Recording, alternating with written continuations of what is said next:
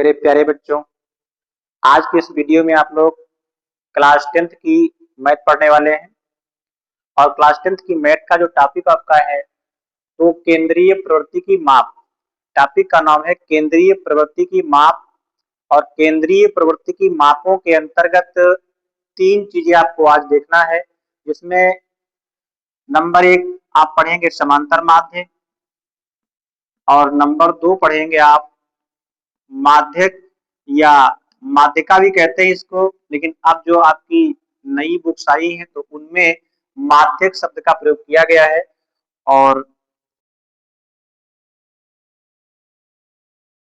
तो आज की इस वीडियो में आप सबसे पहले ध्यान देंगे समांतर माध्य क्या होता है। तो समांतर माध्य पढ़ेंगे पहले आप, उसके बाद माध्यिका और फिर बहुलक पढ़ेंगे आप।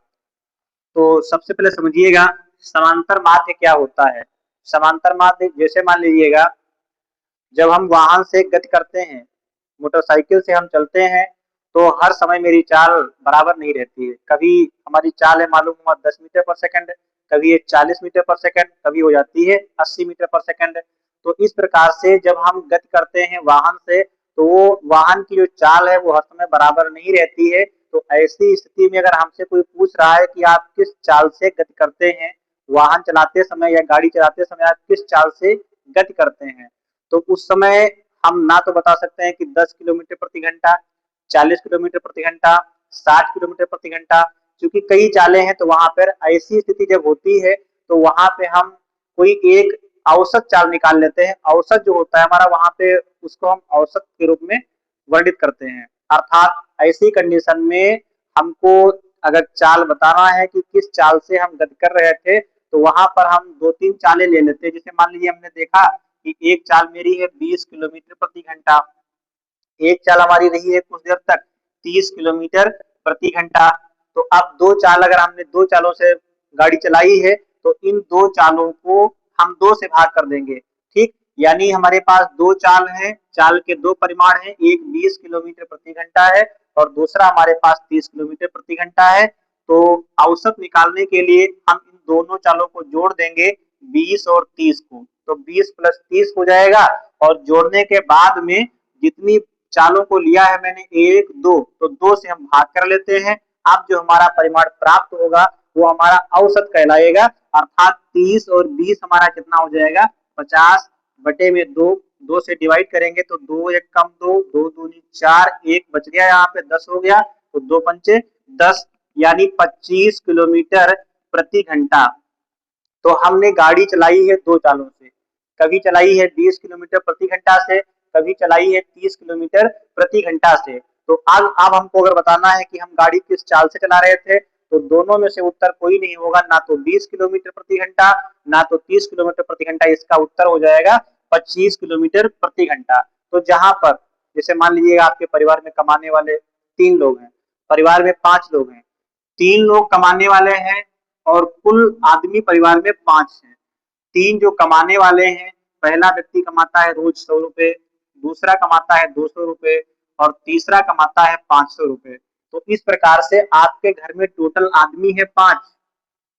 एक व्यक्ति कमाता है 100 रुपए, दूसरा कमाता है 200 रुपए, तीसरा कमाता है 500 रुपए। तो अब कमाने वाले तो केवल 3 ही यहाँ पे हैं, लेकिन अगर आपसे कोई पूछता है कि आपके परिवार की प्रति व्यक्ति कमाई कितनी है, तो 5 आदमी जब हैं घर में आपके, तो कितनी कमाई होती है, 100 रुपए, 200 रुपए, 500।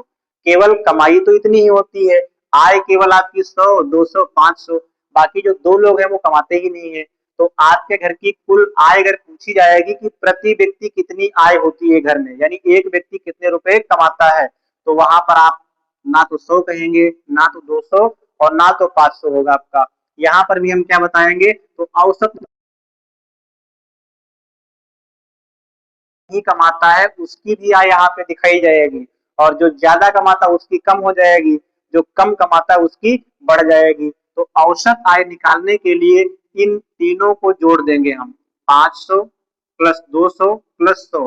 तो 500 प्लस 200 प्लस 100 बटे में आदमी यहाँ पे 3 कमाने वाले हैं, लेकिन घर में कुल व्यक्ति 5 हैं, औसत आय निकालना है तो 5 जगह इसको बांटना होगा हमें, यानी 5 से भाग करेंगे तो कुल पदों का योग हो गया ये हमारा, और ये कुल पदों की संख्या यहाँ पे 3 नहीं होगी, यहाँ पे 5 हो जाएगी। तो 500 और 200 700 हो गया, और एक ये 800 हो गया। 800 को 5 से भाग कर देंगे तो 5 से काटेंगे, 5 एक कम 5, 5 एक कम 5, 3 बच गया, 30 हो गया, 5 छक्का 30, 5 जीरो जीरो। इस प्रकार से 160 रुपए ये जो आपका आंसर हुआ, ये एक व्यक्ति की आय है। अगर किसी व्यक्ति के परिवार में 5 लोग हैं जिसमें से 3 कमाने वाले हैं, एक कमाता है 100 रुपए, दूसरा 200, तीसरा 500 कमाता है, तो उस परिवार की प्रति व्यक्ति आय यानी परिवार के एक व्यक्ति की जो औसत आय होगी वो कितनी हो जाएगी, 160 रुपए हो जाएगी। तो इस प्रकार से औसत क्या होता है, तो जब कई राशियां होती है तो उनका जो एवरेज निकालते हैं तो उसको हम औसत कहते हैं। तो सबसे पहले आपको हम बताएंगे साधारण सूत्र, समांतर माध्य जो बताया था अभी हमने, कुल पदों का योगफल बटे कुल पदों की संख्या, एक फार्मूला ये हो गया। तो टोटल पहले फार्मूले आप लिख लीजिएगा। समांतर माध्य का सूत्र नंबर 1 जो होगा, ये साधारण जो भी मैंने बताया था वो हो जाएगा, यानी समांतर माध्य बराबर कुल पदों का योगफल, कुल पदों का योगफल बटे में कुल पदों की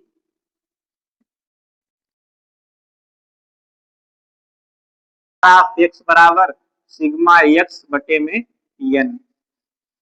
एक फार्मूला हमारा ये हो गया। ये जो साधारण सवाल दिए होंगे आपके उनके लिए हो जाएगा, जैसे मान लीजिएगा 2 है, 4 है, 6 है, 8 है, 10 है, इनका समांतर माध्य निकालना होगा तो इस फार्मूले का प्रयोग करेंगे आप। दूसरा फार्मूला आपका हो जाएगा समांतर माध्य का, अगर आंकड़े आपके वर्गीकृत दिए गए हैं तो वर्गीकृत आंकड़े जो होते हैं उनका समांतर माध्य क्या हो जाएगा, तो इसका फार्मूला होता है समांतर माध्य का संकेत होता है 12x। तो समांतर माध्य 12x बराबर हो जाएगा सिग्मा एफ एक्स बटे में सिग्मा एफ, जहां पे सिग्मा एन होता है तो एन है पदों की संख्या और सिग्मा एफ जो है ये भी पदों की संख्या है। तो हमारा सिग्मा एफ जो होता है ये एन के बराबर होता है, ये भी याद रखेंगे आप। तो यहाँ पे सिग्मा एफ एक्स बटे में एन हो जाएगा, या सिग्मा एफ एक्स बटे सिग्मा एफ हो जाएगा। ये वर्गीकृत आंकड़े होंगे। अगर आपको एफ का मान दिया है यानी फ्रीक्वेंसी दी है और जिसको बारंबारता कहते हैं, और एक्स दिया है मतलब चर पद का मान दिया होगा, तो ये अगर दो चीज आपको दी होती हैं तो हम इस फार्मूले का प्रयोग करेंगे। या फिर अगर आपको एक्स का मान दिया होता है, ये मान नहीं दिया है, अगर ये मान दिए हैं चर का मान और एफ का मान बारंबारता दिया है तो इस फार्मूले का प्रयोग कर लेंगे हम। और या अगर हमको वर्ग अंतराल दिया होता है, वर्ग अंतराल दिया होगा और एफ दिया होगा मतलब बारंबारता दी होगी, तो भी इस फार्मूले का प्रयोग करते हैं। वर्ग अंतराल की सहायता से हम एक्स का मान निकालते हैं जिसको कहते हैं मध्य मान। तो इस प्रकार जब हमें वर्ग अंतराल और बारंबारता दिया होगा या चर पद का मान और बारंबारता दिया होगा तो हम फार्मूला प्रयोग करेंगे 12x equal to sigma F X बटे सिग्मा एफ का। तीसरा फार्मूला अगर आपको प्रश्न में ही कह देगा लघु विधि से समांतर माध्य निकालना है, लेकिन प्रश्न कहेगा लघु विधि से और या कहेगा कल्पित विधि से, कल्पित विधि से, और या कहेगा मानक विचलन विधि से, तो इन नामों के लिए हमें फार्मूला तीसरा प्रयोग करना होगा। समांतर माध्य बराबर ये होता है 12x बराबर यहाँ पे a plus sigma F D बटे में सिग्मा एफ हो जाएगा। ध्यान देंगे यहाँ पे जो ये फार्मूला तीसरा वाला आपका है तो इसमें a जो हमारा है ये हम मानेंगे, a है कल्पित माध्य, इसको मानना पड़ता है, और जो हमारा एफ है तो पता है फ्रीक्वेंसी है बारंबारता, और डी हमारा जो होता है ये निकालना पड़ता है, इसको विचलन कहते हैं। डी हमारा क्या है, विचलन होता है, और इसका फार्मूला होता है डी बराबर एक्स माइनस ए। एक्स आपका जो वर्ग अंतराल होगा उस वर्ग में जो चर है वो एक्स हो जाएगा, और उसमें से हम कल्पित माध्य जो मानेंगे वो माइनस करेंगे तो हमें विचलन डी प्राप्त हो जाएगा। तो इस प्रकार से डी हो जाएगा, और एफ डी क्या है तो एफ और डी का जो गुणा करेंगे वो कॉलम बन जाएगा। तो इस प्रकार से समांतर माध्य के लिए आप देखिएगा 3 फार्मूलों का प्रयोग होता है। समांतर माध्य कुल पदों का योग बटे कुल पदों की संख्या। साधारण सवालों के लिए अगर आपको आंकड़े वर्गीकृत दिए गए हैं तो वर्गीकृत आंकड़ों के लिए फार्मूला आपका हो जाएगा समांतर माध्य 12 फिक्स बराबर सिग्मा एफ फिक्स बटे सिग्मा एफ आपका। और इसी में अगर लघु विधि कहता है, कल्पित विधि कहता है या मानक विचलन विधि कहता है तो इन सवालों के लिए 12 फिक्स बराबर ए प्लस सिग्मा एफ डी बटे सिग्मा एफ। ध्यान रहेगा कि ए हमारा अलग होता है, सिग्मा एफ डी के बटे में केवल सिग्मा एफ होता है, ये सिग्मा एफ यहाँ तक नहीं है आपका, इसका ध्यान रखेंगे आप लोग। तो आइए सबसे पहले हम स्टार्ट करते हैं साधारण सवालों को। तो आप ध्यान देंगे जैसे लिखा है आपका सवाल लिखा हुआ है कि 5, 7, 8, 10 और 12 का समांतर माध्य ज्ञात कीजिए। तो इस सवाल में हम देख रहे हैं कि सवाल हमारा साधारण है, सभी पद दिए गए हैं और हमको समांतर माध्य निकालना है। तो सबसे पहले फार्मूला आपने बताया था मैंने, समांतर माध्य का फार्मूला क्या होता है, तो कुल पदों का योग बटे कुल पदों की संख्या। तो इस सवाल में आप उसी फार्मूले का प्रयोग कर लेंगे।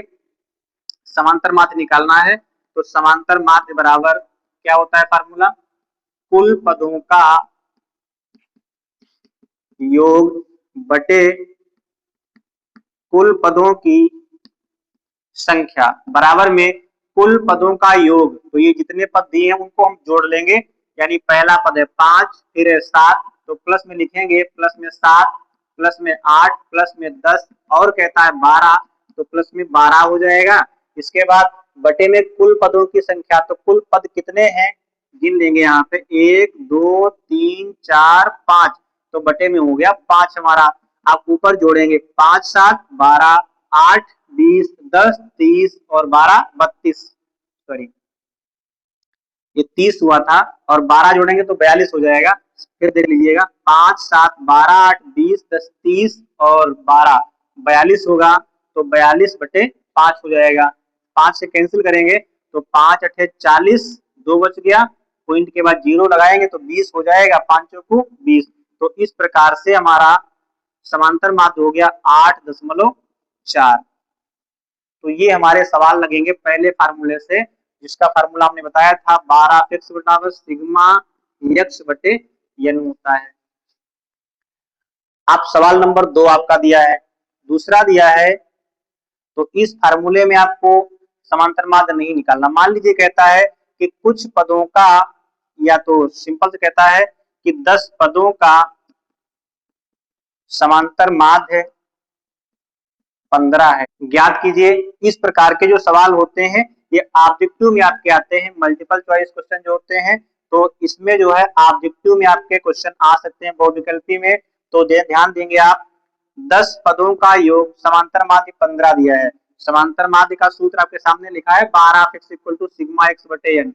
पदों का योग निकालना है तो पदों का योग क्या है, सिग्मा एक्स आपको निकालना है। तो इस फार्मूले में क्रॉस गुणा करेंगे तो सिग्मा इसके नीचे 1 मानेंगे, क्रॉस गुणा होगा तो सिग्मा एक्स से कम सिग्मा एक्स हो जाएगा, बराबर में एक्स का गुणा एन से होगा तो 12 फिक्स गुणे में एन हो जाएगा। अर्थात ये क्या लिखा है, तो ये लिखा समांतर माध्य गुणे में लिखा एन। समांतर माध्य कितना हमारा है तो 15 दिया है तो 15 हो गया, गुणे में एन कितना है पदों की संख्या, तो 10 पद है हमारे तो यहाँ पे 10 लिखा जाएगा।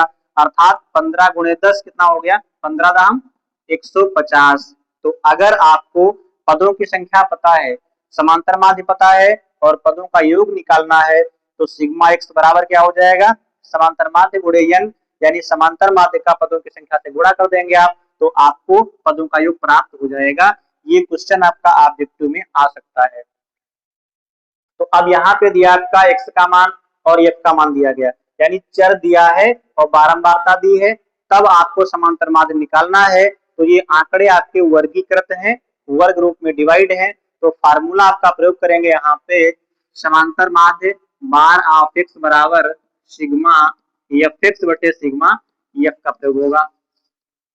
अब इसमें एक कॉलम हमें चाहिए सिग्मा एफ एक्स वाला, तो वो कॉलम नहीं है, तो इस जो हमारा सवाल दिया है तो वो क्षैतिज बना हुआ है आंकड़ा, इस आंकड़े को हम कर लेंगे वर्गीकृत, ऊर्ध्वाधर कर लेंगे, वर्टिकल कर लेंगे। तो ध्यान देंगे आप, सबसे पहला कॉलम हो गया एक्स वाला आपका, दूसरा बनाएंगे एफ वाला कॉलम, और तीसरा होगा एफ एक्स वाला कॉलम। तो इस प्रकार से कॉलम मेरे पास एक बढ़ जाएगा। कितने कॉलम है? 1 2 3 4 5 6 7। तो 1 2 3 4 5 6 और ये 7 हो गए हमारे। अब इनमें संख्याओं को लिख लेंगे आप। तो x का मान कितना है? 4 है, फिर 6 है, फिर 2 है, फिर 8 है, फिर 5 है, फिर 7 है और फिर 6 हो जाएगा। अब जो f के मान दिए वो लिख लेंगे f के नीचे। तो 2 है, फिर 1 है, फिर 3 है हमारा, फिर 2 है, फिर 4 दिया है, फिर आपका 1 दिया है, फिर आपका 3 दिया है। तो अब इस सवाल का हल है आपका, तो x का मान f का मान पता हो गया। तो अब हमें एफ एक्स चाहिए। तो f कोई निशान नहीं है तो गुणे का निशान है, इसका मतलब कि f का x से गुणा करना है। तो पहले वाले वर्ग में f का मान कितना दिया है? तो 2 दिया है। इसी वर्ग में x कितना दिया है? 4। तो 4 का 2 से गुणा करेंगे तो 4 दूनी 8। इसी प्रकार से जो हमको निकालना है यहाँ पे, 4 और 2 का गुणा हो गया 8 हमारा। तो इसे 6 का 1 से गुणा करेंगे आप, तो 6 कम 6 हो जाएगा। फिर 2 का 3 से होगा, 2 3 6। फिर 8 का 2 से होगा तो 8 दूनी 16 हो जाएगा। अगला आपका 5 का 4 से होगा तो 5 को 20 हो जाएगा। फिर आपका 7 का 1 से होगा, 7 एक कम 7 हो जाएगा। अगला 6 का 3 से होगा तो 6 3 18 हो जाएगा। इस प्रकार से एक कॉलम और बढ़ा लेंगे नीचे हम, जिसमें योग दिखा देंगे। तो ये वाला कॉलम मेरा योग का हो गया। हमें एफ को जोड़ना होगा। तो 2 1 3 और 3 6, 2 8, 4 12, 1 13 और 3 16 हो जाएगा। यहाँ पे इनको जोड़ देंगे तो 8 6 14 और 6 20 और 6 26 और 0 26 रहेगा। फिर 7 तो 33 हो गया, 33 और 8 41 हो गया। हासिल आया 4 आपका, 4 1 5, 5 2 7, 7 1 8। तो इस प्रकार से हमारा एफ एक्स का योग जो आएगा उसको लिखेंगे सिग्मा एफ एक्स। तो हमारा सिग्मा एफ एक्स जो दिया है वो कितना आ गया? 81 आ गया आपका। ये एफ का जो योग दिया है वो 16 आया था। तो सिग्मा एफ इक्वल कितना हो गया? 16 हमारा। अब हमें निकालना है 12 एक्स बराबर कितना होगा? तो फार्मूला आपका लिखा है ये वाला, 12 एक्स इक्वल टू क्या होता है? बाई फार्मूला, यानी सूत्र से हमारा 12 एक्स इक्वल हो जाएगा सिग्मा एफ एक्स और बटे में सिग्मा एफ। अब हम मान डाल देंगे तो बराबर में सिग्मा एफ एक्स का मान कितना है? 81 है। तो 81 हो जाएगा बटे में सिग्मा एफ कितना है? 16। तो ये 16 हो जाएगा, यानी 81 बटे 16 हमारा। इसको कैंसिल कर देंगे, 16 पंचे 80, यहाँ बच गया 1, दशमलव के बाद 0 बढ़ा तो हो गया 10, लगेगा नहीं तो 0 बढ़ाएंगे, अब हो गया 100, 16 छक्का 96, 40 बचेगा, 4 बचेगा, पॉइंट लगा ऑलरेडी आपका, तो 40 हो गया। 16 दूना 32, फिर 8 बचेगा तो 16 पंचे 80 फिर लग जाएगा। लेकिन हमको दिखाना है 2 अंकों तक आता है। जो 12 फिक्स का मान है कितना आ जाएगा? तो 5 को हटा देंगे तो यहाँ पे 3 हो जाएगा, उसको हटा देंगे तो यहाँ पे 6 ही रहेगा, यानी 5.06 हमारा ये समांतर माध्य हो गया। ये आंसर हो गया। तो इस सवाल में वर्ग अंतराल आपका दिया रहेगा और बारंबारता दी होगी, तब इसे कैसे हल करते हैं। तो जो सारणी होगी आपकी वो हम आज इस सवाल में खड़ी ही बना देते हैं। ध्यान दीजिएगा, सवाल में केवल आपको ये कॉलम दिया होगा और ये दिया होगा। मान लो यहाँ पे 3 है, 2 है, 4 है, 6 है, 1 है, इतनी फ्रीक्वेंसी आपको दी गई है बारंबारता। तो अब सबसे पहला काम क्या है आपका? ये तो सवाल आपका हो गया, ठीक। ये कॉलम हमने बनाया, इसको ज्ञात करेंगे। तो x होता है मध्यमान। तो x बराबर सूत्र यहाँ ध्यान देंगे आप, निम्न सीमा प्लस उच्च सीमा और बटे में 2 हो जाता है, यानी दोनों सीमाओं को जोड़ करके वर्ग अंतराल की ये निम्न सीमा कहलाती है।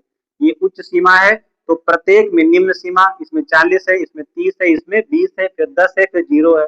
उच्च सीमा इसमें 50, इसमें 40, इसमें। तो किसी भी वर्ग अंतराल में अगर हमको x का मान निकालना होता है तो L1 प्लस L2 बटे 2 कर देते हैं, अर्थात निम्न सीमा और उच्च सीमा को जोड़ करके आधा कर देते हैं। तो सीधे आप सवाल में फार्मूले का प्रयोग मत कीजिएगा, डायरेक्ट आप कीजिएगा L1 प्लस L2 बटे 2, यानी इन इन दोनों को जोड़ के आधा कर दो, तो 0 प्लस 10, 10 हो गया, 10 का आधा 5, 10 और 20 30, 30 का आधा 15 हो गया, 20 30 50, 50 का आधा 25 हो गया, 30 40 70, 70 का आधा 35 हो गया, 40 50 90, 90 का आधा 45 हो गया। अब यहाँ देखेंगे आप एफ एक्स बनेगा हमारा एफ एक्स, तो इस वाले वर्ग में एफ कितना है 3, इस वाले वर्ग में एक्स कितना है 5, तो एफ गुणे एक्स होगा 3 गुणे 5 होगा, यानी सामने का गुणा हो रहा है, तो इसका गुणा इसमें लिखो, इसी प्रकार इसका गुणा इसमें लिखो, इसका इसका इसमें, इसका इसका इसमें, तो 5 दिया 15, 15 दूना 30, यहाँ पे 25 चौकू 100, यहाँ पे 35 का गुणा 6 से होगा, तो 6 पंचे 30 का 0, हासिल 3 आया, 6 3 18 और 3 21 हो गया। फिर यहाँ से 45 का गुणा 1 से होगा, तो 45 से कम 45 हो गया हमारा। अब योग में हमको एफ की आवश्यकता है और एफ एक्स की आवश्यकता है, तो इनको ऐड कर लेंगे हम, 3 2 5 4 9 6 15 1 16 हो गया यहाँ पे, और यहाँ पे 5 और 5 ये 10 का 0 हासिल 1 आ गया, 4 1 5 और 1 6 और 3 9, 1 10 का 0 आ गया हासिल 1, 2 1 3 और 1 4, तो ये हमारा 400 आ गया, यानी 400 आ गया। तो सारणी से स्पष्ट है, अतः सिग्मा एफ एक्स का जो योग है वो सिग्मा एफ एक्स कहलाता है, ये है 400 हमारा, और सिग्मा एफ यानी जो बारंबारताओं का योग है वो सिग्मा एफ कहलाता है, वो हमारा 16 है, तो ये 16 हो गया। हमें निकालना क्या है, तो 12 एक्स निकालना है। तो अब इस स्थिति में सूत्र क्या प्रयोग करेंगे, तो ये लिखा है 12 X equal to sigma F X बटे सिग्मा एफ होता है, तो बाई फार्मूला लिख देंगे यहाँ पे, यानी सूत्र से हो जाएगा हमारा 12 X equal to sigma F X बटे में सिग्मा एफ हो जाएगा, बराबर में सिग्मा एफ एक्स का मान कितना है 400 है, तो ये 400 हो गया हमारा, बटे में सिग्मा एफ कितना है, तो 4 16 दिया है 16 हो गया। अब 16 से कैंसिल आउट करेंगे इसको, इक्वल में हमारा कितना आएगा 16 दूना 32 और 40 यहाँ पे है, 32 निकालोगे 40 में तो 8 बचेगा, 8 के आगे 0 है तो 80 हो गया, 16 पंचे 80, तो यही हमारा आंसर हो गया 25, यानी इस सवाल का समांतर माध्य जो होगा वो हमारा कितना हो जाएगा 25। अब आज के वीडियो में इतना ही आपका रहेगा, अगर कोई कहीं पे समस्या लग रही है तो कमेंट करके आप बता दीजिएगा, और अगर अभी तक आप लोगों ने मेरे चैनल को सब्सक्राइब नहीं किया है तो सब्सक्राइब कर लीजिएगा, जो भी वीडियो आएंगे तो बेल आइकन को दबा करके ऑल नोटिफिकेशन को अलाउ कर दीजिएगा, जिससे मेरे द्वारा अपलोड किए गए सारे वीडियो आप तक पहुंच जाएंगे।